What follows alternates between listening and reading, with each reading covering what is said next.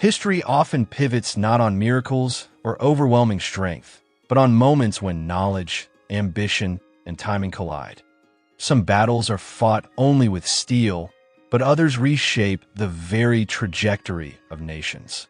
And in the late summer of 1683, on the quiet plains before Vienna, the fate of Europe balanced on a knife's edge. Two worlds, one ancient and relentless, the other fractured yet awakening, were about to test whose vision of the future would prevail. What unfolded was not simply a siege, but the end of one age and the birth of another. It wasn't divine intervention, nor the brute force of armies, that determined what happened in 1683, but the intersection of science, strategy, and perfect timing. That year, before the walls of Vienna, two civilizations collided: the disciplined Empire of the Crescent and a rising coalition determined to reshape Europe. What followed was not just a military clash, but a turning point, an instant where the fading echoes of medieval warfare began to give way to the emerging logic of the modern world. Europe in 1683 stood at a crossroads. It was an era trembling between belief and reason, between old imperial traditions and the sharpening tools of new military science. For over 200 years, the Ottoman Crescent had surged across continents with near unstoppable force. It toppled Byzantium, consumed Hungary, and pressed deep into the heartlands of the Holy Roman Empire. The assault on Vienna was not a sudden storm. It was the final note of a centuries-long march, the high tide of a world order nearing both its height and its breaking point. From the shimmering domes of Istanbul, the empire still looked unshakable. Its vessels dominated the eastern Mediterranean, and its territories stretched from Arabian deserts to Transylvanian forests. But behind the grandeur, something vital had begun to falter. The vast bureaucracy once famed for precision now sagged under corruption and delay. The Janissaries, formerly the world's most feared infantry, had become political, comfortable, and stubbornly opposed to any reform. Provincial governors behaved like miniature monarchs, squeezing their subjects to fund the court's ambitions. And high above all this drifted Sultan Mehmed IV, distant from frontline reality and handing absolute military authority to his Grand Vizier, Kara Mustafa Pasha. Kara Mustafa was brilliant, coldly ambitious, and utterly convinced of his destiny. To him, conquest wasn't just expansion, it was the unfolding will of history. Capturing Vienna, the last great fortress before the wide Bavarian plains, would shift the entire balance of power. It would avenge the failed siege of 1529, eclipse the legendary feats of Suleiman the Magnificent, and place Kara Mustafa at the center of a renewed Ottoman Golden Age. Yet, unlike earlier conquerors, he coveted not Vienna's destruction, but its possession.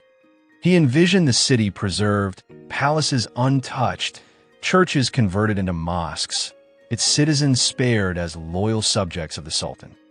This desire for a pristine victory guided every decision he made, and ultimately sealed his fate. Across the frontier, the Holy Roman Empire was in chaos. Emperor Leopold I, pious, cautious, and indecisive, was beset by rebellion in Hungary, French threats on the Rhine, and deep fractures among German princes. Vienna's defenses, though modern and formidable, lacked soldiers. When word spread that the Ottomans had crossed the border in the spring of 1683, dread rolled across the empire.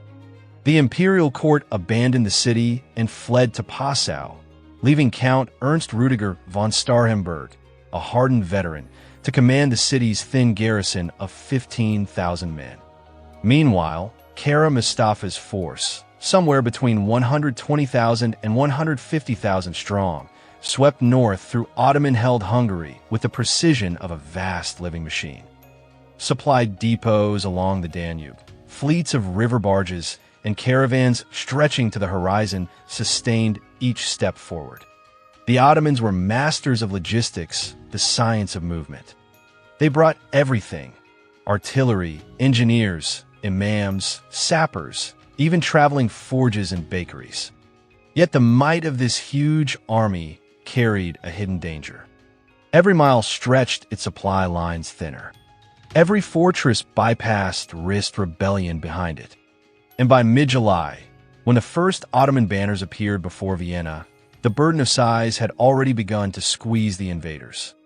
Vienna sealed its gates. Suburbs were torched to deny cover. Soon, the Ottoman encampment rose like a temporary empire beside the Danube, a vast city of silk and smoke. Tens of thousands of tents spiraled outward in flawless geometric order from the vizier's green pavilion. Siege trenches crept forward like the tightening rings of a snare. Ottoman guns opened fire, pounding bastions dedicated to Saints St. Stephen, St. Leopold, St. Michael, until even the symbols of Christendom trembled. Inside the city, Starhemberg's defenders endured bombardment, hunger collapsing buildings and mines exploding beneath their feet.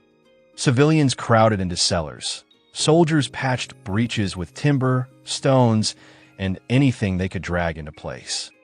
Disease stalked the streets, but morale held, fueled by a desperate certainty. If Vienna fell, nothing would stand between the Ottoman army and the heart of Europe. Yet beyond the besieged walls, diplomacy was working miracles.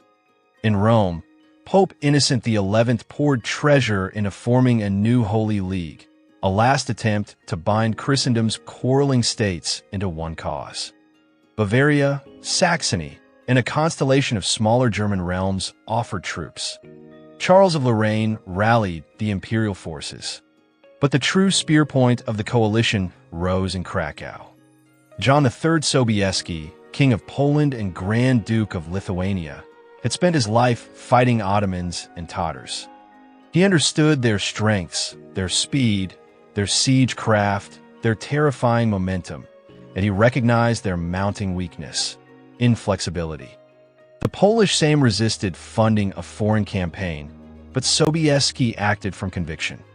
Bound by treaty to defend the Habsburgs, he also saw a deeper promise in Vienna's salvation: the protection of Christian Europe and the assertion of Poland's rightful place within it. With 27,000 of his finest soldiers, including the legendary Winged Hussars, Sobieski marched west over the Carpathians. His vow was simple and absolute: no fortress would fall while the Polish crown still stood. As the heat of summer slowly yielded to the crisp breath of autumn, two armies, shaped by centuries of conflict, advanced toward their defining encounter. Kara Mustafa tightened his siege around Vienna with the cold patience of a constricting serpent, each day drawing the noose a little closer. Meanwhile, far to the north, King John III Sobieski pressed through Moravia with a commander's instinctive urgency, fully aware that the true enemy was not simply the Ottoman host, but the merciless passage of time. By early September, Vienna staggered at the edge of collapse. Its bastions had been battered almost to rubble, food stores had dwindled to scraps, and many defenders whispered that their final hour had arrived. Yet hope flickered on the horizon. On the towering slopes of the Vienna woods, through the shifting curtains of mist and pine, the first banners of the Holy League began to appear. Reinforcements were coming, but whether they would arrive in time was another matter. The Ottoman army that surrounded Vienna remained, on the surface, a masterpiece of imperial engineering, a vast organism whose limbs were soldiers and whose breath was discipline. At its center stood the famed Janissaries, the once elite Janissary Corps. They had been the terror of battlefields for generations, taken as boys through the Divserm levy, turned into soldiers from childhood, and sworn to the Sultan alone. Their training fused faith, loyalty, and endurance, and for centuries they fought with an efficiency unmatched in the world. But time had eroded the steel of the Corps. Their strict traditions had loosened, their political influence had swelled, and hereditary membership replaced the old merit. Their matchlocks, once the frontier of firearms technology, now looked antiquated beside the crisp spark and rapid reload of European flintlocks. The slow-burning match cords that dangled from their muskets, once symbols of Ottoman innovation, now sputtered like dying embers in a world that was marching ahead. Supporting them were the Sipahi cavalry, armored nobles of the Timur land-grant system. These riders had long represented the pride of Ottoman warfare, swift, elegant, deadly with composite bow and saber. Yet, on the open plains of Central Europe, they met a grim revelation. Courage and skill could no longer break formations hardened by geometry, drilled by mathematics, and fortified by interlocking fields of fire. Maneuver had once been the empire's greatest weapon. Now, the rigid lines of European infantry and artillery stalled their charges like steel walls. Still, the Ottomans possessed formidable strengths. Their siege guns, massive bronze monsters cast in the imperial foundries of Tofane, could pulverize stone into dust. Their engineers were unrivaled in the art of tunneling, digging deep beneath bastions to detonate mighty mines that tore earth and masonry apart. Their camp itself resembled a temporary capital, rings of tents arranged with geometric precision, guarded by trenches and redoubts, supplied by smiths, bakers, leatherworkers, and clerics who sustained the army's spirit and hunger. Yet even as their power glittered, its foundation had begun to crack. An empire renowned for swift invasions had become entangled in its own procedures. Kara Mustafa's determination to seize Vienna intact, its churches converted, not destroyed, its palaces preserved, not plundered, turned the campaign into a grinding siege. Every day spent digging beneath the walls drained supplies, morale, and health. The Danube supply stations strained nearly to breaking. Hungarian partisans struck the Ottoman convoys like wolves in the night. Horses fell sick by the thousands, collapsing under the burden of transport. Food spoiled, tempers frayed, and an undercurrent of exhaustion crept silently through the immense host. To the vizier, gazing at Vienna's towers, victory still seemed inevitable. But behind him, the colossal army that once embodied imperial confidence was beginning to rot beneath its own weight, its stamina eroding grain by grain. Across the Kahlenberg and Leopoldsburg ridges gathered an entirely different force, smaller, yes, but forged in the furnaces of modern warfare. The coalition under King Sobieski shared no common language and marched under no singular banner, yet unity pulsed through its ranks like a heartbeat. Austrians, Poles, Bavarians, Saxons, and Franconians combined into a system of coordination that historians would later recognize as one of the first examples of truly modern multinational warfare. At the coalition's core stood the infantry, the heirs of the pike and shot doctrine refined during the 30 Years' War. These soldiers fought as interlocking parts of a larger machine, musketeers firing in methodical rotations while pikemen shielded the line from cavalry. Their flintlocks gave them a lethal edge, more reliable, more responsive, and deadlier than anything their Ottoman counterparts carried. Sobieski and Duke Charles of Lorraine drilled these troops with almost scientific precision. Volleys did not erupt by passion, but unfolded like the ticks of a grand clock. Behind them rolled the coalition artillery, the mechanical brain of the alliance. Bavarian and Austrian engineers had transformed culverins and mortars into mobile weapons, mounted on trunnion carriages that allowed them to be repositioned with unprecedented speed. No longer were guns chained to fortified lines. They could now move with the army, raining iron and flame whenever opportunity appeared. Loaded with canister shot, each blast became a sweeping blade that carved through enemy ranks with terrifying efficiency. From the vantage points of the Vienna woods, these guns would soon dominate the plains below like thunder cast from the heavens themselves. And then there were the Polish Winged Hussars, Europe's most fearsome cavalry, a dazzling marriage of intimidation and precision. Their armor gleamed in the sun. Their great feathered wings whispered in the wind like echoes of mythical creatures. But their true genius lay in their speed, cohesion, and mastery of momentum. At the center of their power was the Kopia, the famed Hussar lance, an engineering marvel disguised as a simple weapon. Between 5 and 6 meters in length, crafted with a hollow upper shaft for flexibility and a solid lower core for stability. The copia translated the velocity of horse and rider into a devastating spear of kinetic force. Eyewitnesses spoke of their first impact as if an iron wall had suddenly come alive and swept across the battlefield. Yet the lance was purposely fragile. Designed to shatter on impact, it released its stored energy in a single explosive moment before breaking away. This allowed the Hussars to maintain speed.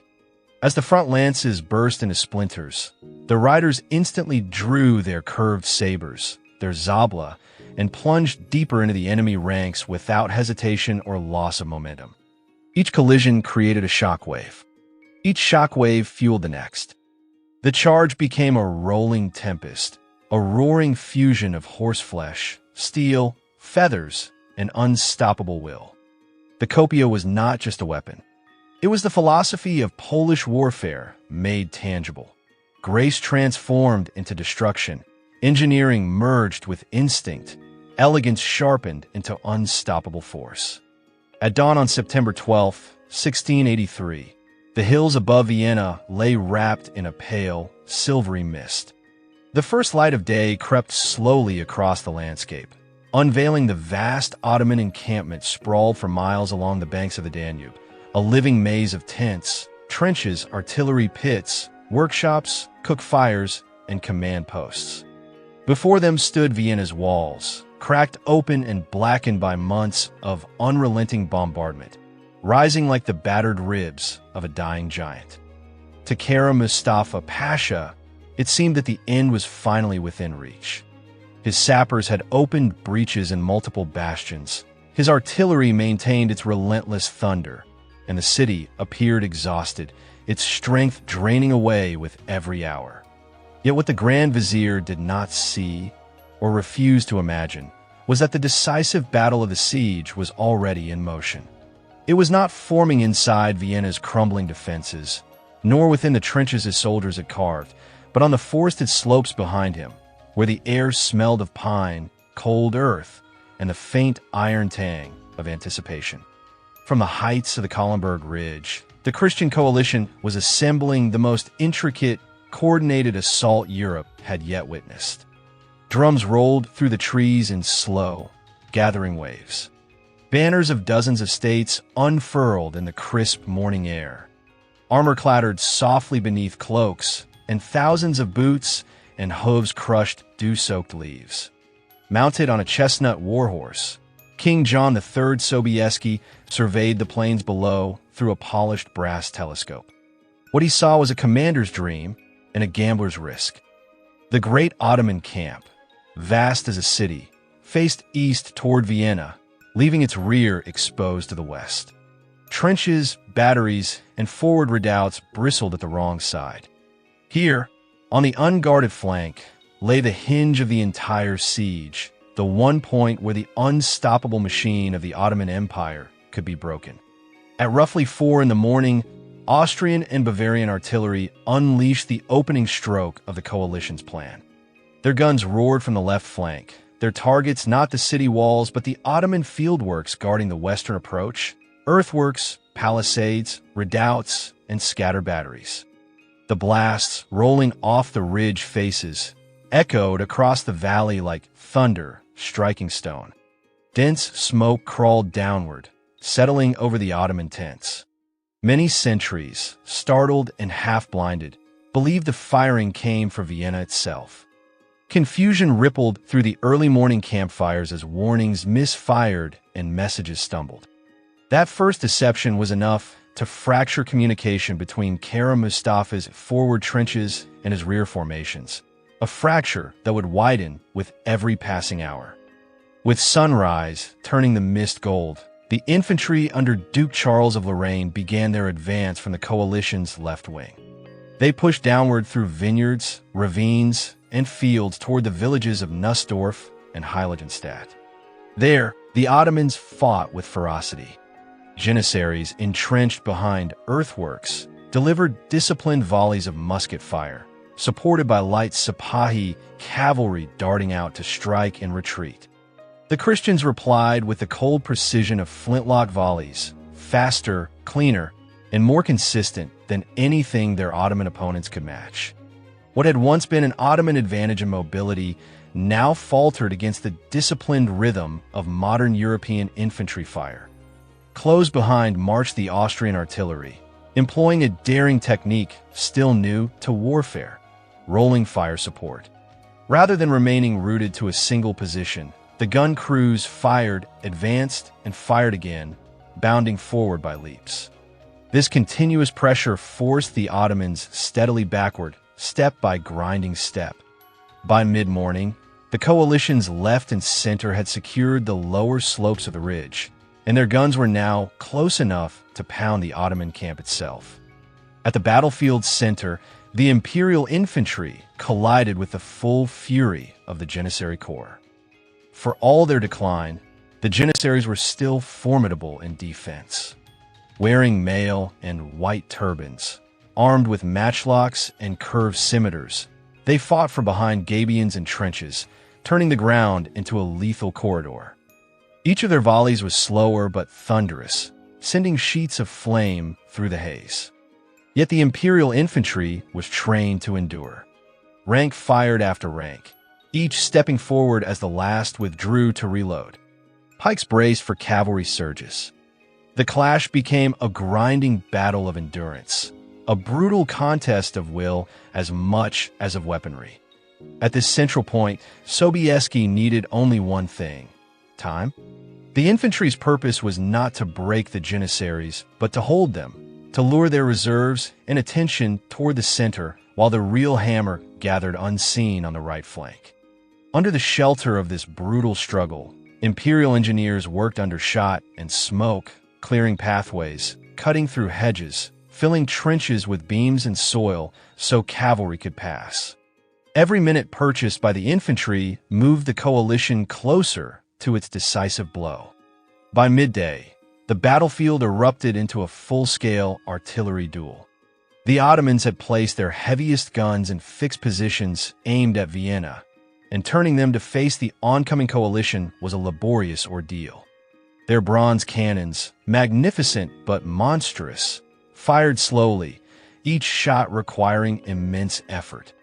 The coalition's culverins and mortars, by contrast, spat iron and explosive shells with relentless rhythm. Differences in gunpowder quality and barrel design now revealed their impact.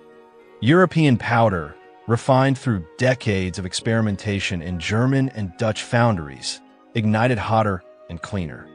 Ottoman powder, coarser in grain, produced thicker smoke and fouling. As the duel dragged on, the Ottoman guns vanished behind their own choking haze, while the Allied artillery, perched on superior ground, found clearer lines of fire. At noon, coalition mortars began striking directly into the Ottoman camp. Tents were set alight. Powder wagons erupted in blossoms of flame. Horses screamed and tore free from their tethers.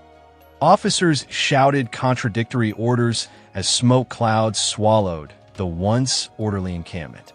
Mustafa's aides begged him to commit the cavalry and abandon the siege trenches, but he hesitated, obsessed with the battered walls of Vienna. That hesitation, mere heartbeats lost in the chaos, cost him his last chance to reorient the army. On the coalition's right flank, hidden among the wooded ridges, Sobieski gathered the force that would decide the day: the cavalry. The terrain was steep, uneven, the sort of ground most commanders would have deemed suicide for a mounted charge. But Sobieski, a master of battlefield geometry, recognized that the slope itself could be turned into a weapon. A downhill charge, channeled through the right contours and unleashed at the perfect moment, would hit the Ottoman flank with unstoppable momentum. He arranged his cavalry in 3 echelons. In the front stood the elite, the Winged Hussars, over 3,000 strong. Behind them waited the Polish panzerni and Austrian cuirassiers, while farther back, German and Bavarian horse formed the reserve. Each rider was a crafted instrument of destruction. The Hussars' copia lances, long, hollow-shafted, designed to shatter on impact, were masterpieces of engineering that translated velocity into devastation. Their armor, despite its gleaming form, was lighter than it seemed, optimized for swift acceleration. And the wings, arched frames of wood adorned with eagle or ostrich feathers, created a whispering roar as they rode, a sound said to unsettle men and horses alike. By 4 in the afternoon, Sobieski's scouts confirmed what he needed to know. The Ottoman lines were stretched, their reserves fully committed, their camp in turmoil. The moment had come. Sobieski rose in his stirrups, turned to his officers, and spoke the words history would preserve. The time has come to save Vienna and Christendom. Trumpets blared, drums thundered, and then 18,000 cavalrymen began to move. At first, it was only a distant rumble, like thunder trapped beneath the earth. But as they gathered speed, the sound swelled into a rolling, irresistible roar. Down the slopes of the Kahlenberg and Leopoldsburg poured the greatest cavalry charge in recorded history. Wave after wave of riders surged through vineyards, meadows, and trampled fences, descending upon the Ottoman flank with a force that seemed almost mythic. Sobieski led the Winged Hussars personally, his banner streaming behind him. Gravity magnified every stride. Speed became power, power became annihilation. The Ottoman left flank, composed largely of irregular infantry and light cavalry, shattered almost immediately. The Hussars smashed through them like a tide of iron and fire, scattering formations that had withstood hours of fighting. Behind them thundered the cuirassiers, sabers flashing, tearing through the disordered camp. The charge hit precisely at the seam between the Ottoman field army and the siege lines, the exact point where coordination was weakest. Artillery crews fled. Janissaries turned to stand their ground, only to be consumed in the melee. Smoke, screams, and flying earth engulfed the Ottoman command tents. Kara Mustafa's final redoubt, a hastily fortified circle around his green standard, held for only minutes. His guards fired desperately, volleys cracking through dust and flame. Then the Winged Hussars crashed into them. Lances shattered, sabers rose and fell. The redoubt dissolved into chaos. Kara Mustafa escaped only by abandoning the field entirely, fleeing across the Danube as darkness closed in. The Christian coalition, outnumbered nearly 2-1, had achieved absolute victory. What, then, was the true secret weapon that crushed the Ottoman army at Vienna? It was not a miracle nor a single device, but the convergence of elements. Terrain that acted as both shield and springboard.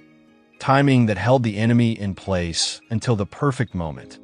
Technology, flintlocks, mobile artillery, refined powder that outmatched outdated systems. Leadership that united a coalition that could easily have splintered. And above all, momentum, the physical and moral force that transformed preparation into a decisive blow.